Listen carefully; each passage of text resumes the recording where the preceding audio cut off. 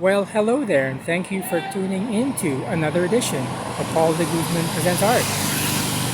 So, to those of you who are new to the channel, I just want to mention that this channel is about contemporary art, mostly in my fair city of Vancouver. But as I try and travel around, I'm trying to sort of like stay local for this year, and then maybe next year I'm going to try and see if I can travel to other cities. But this channel is about contemporary art, and it's not about an academic or an institutional reading of it, but it's really more about how to approach art in many different levels.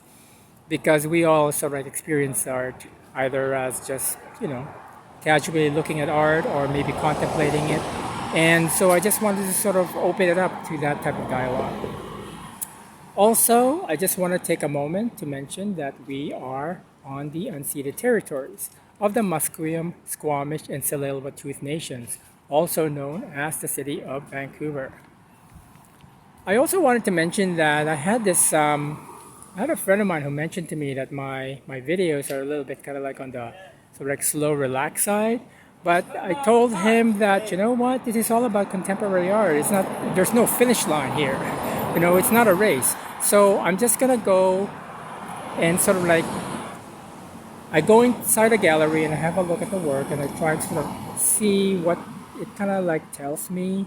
Most of the time I go to a gallery and then I experience it for the first time, and then I come back a second time after I've had a chance to actually go and sort of like maybe have a bit of a think about it.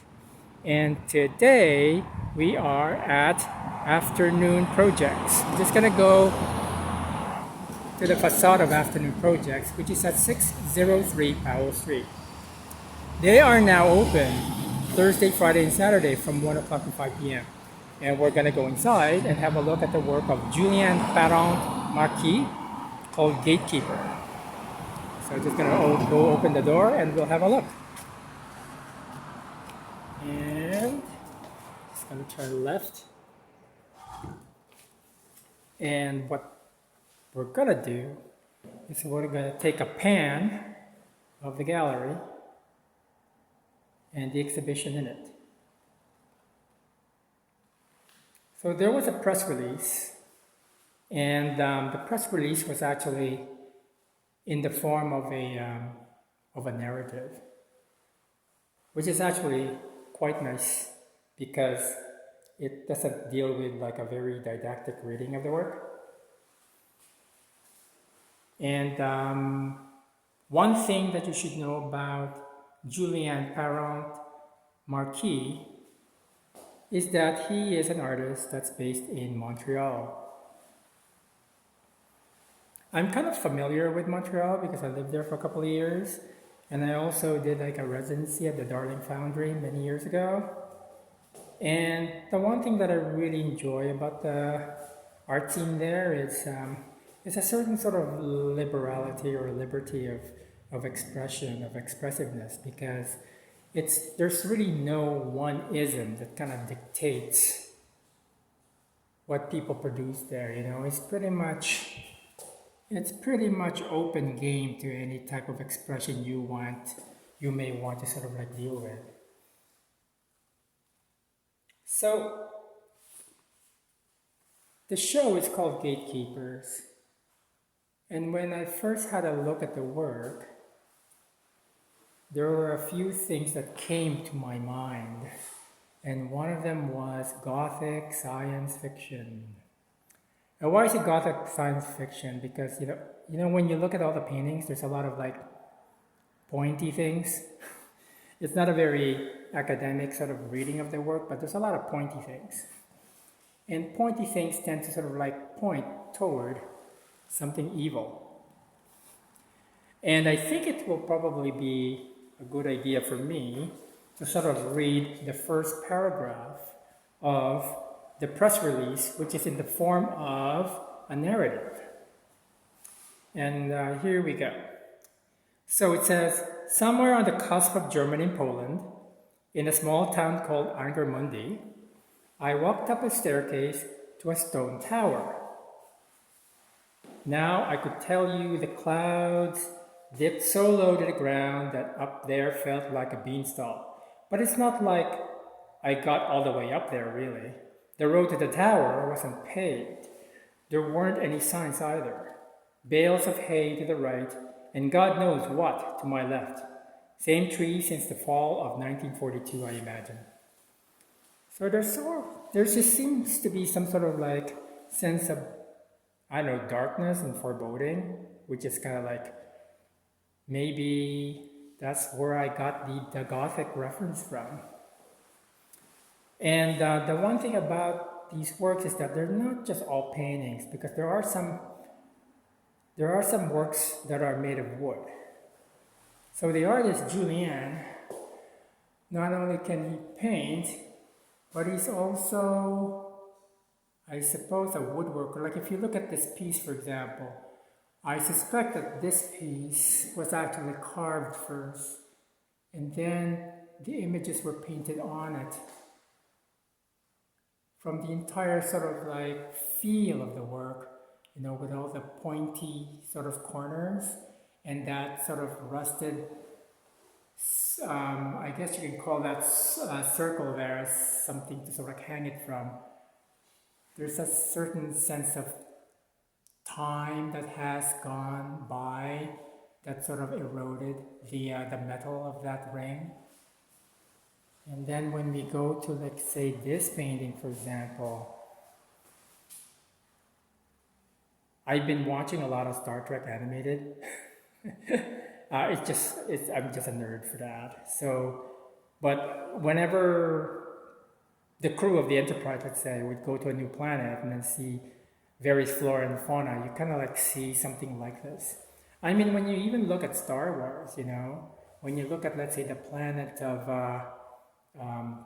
that witch planet, Dathomir or something like that, you almost can imagine that this might be the flora and fauna for that witch's planet.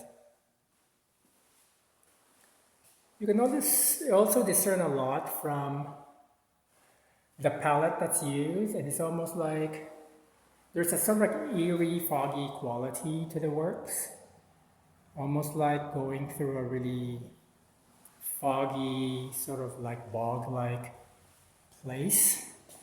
So things are kind of hard to see because of this film that's in front of you. There's also these references to sort of like maybe skeletons, skulls. And I guess this is kind of like what I enjoy about these works, is that they're quite unfamiliar when you look at the Vancouver painting vernacular. I don't think this would exist here.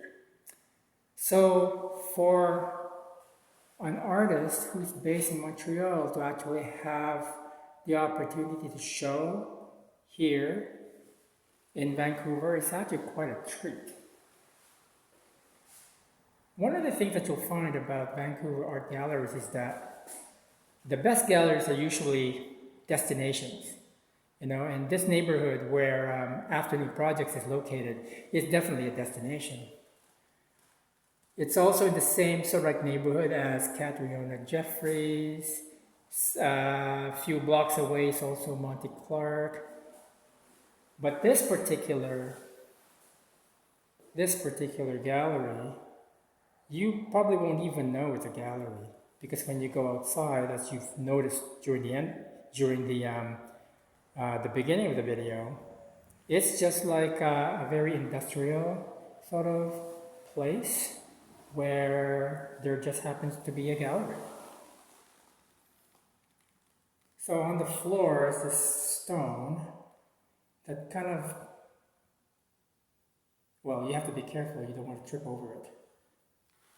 And then in front of that stone is this really wonderfully carved, I guess, sort of turnkey. I think this part over here, you can possibly sort of see it as like a key to sort of unlock something.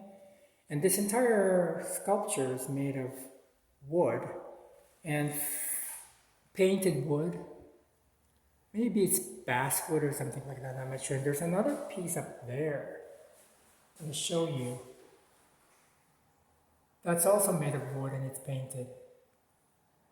So when you look at the color palette, when you look at the mood that this exudes in terms of the entire show, we're going to go to the other wall and have a look at this other piece too. We're just going to go in and have a closer look. Maybe not too close. Because it doesn't really matter how close you get, it's still kind of blurred. It's like a fog that descends into the mood of the paintings. And I have to sort of like watch my step because of the chain that's on the floor.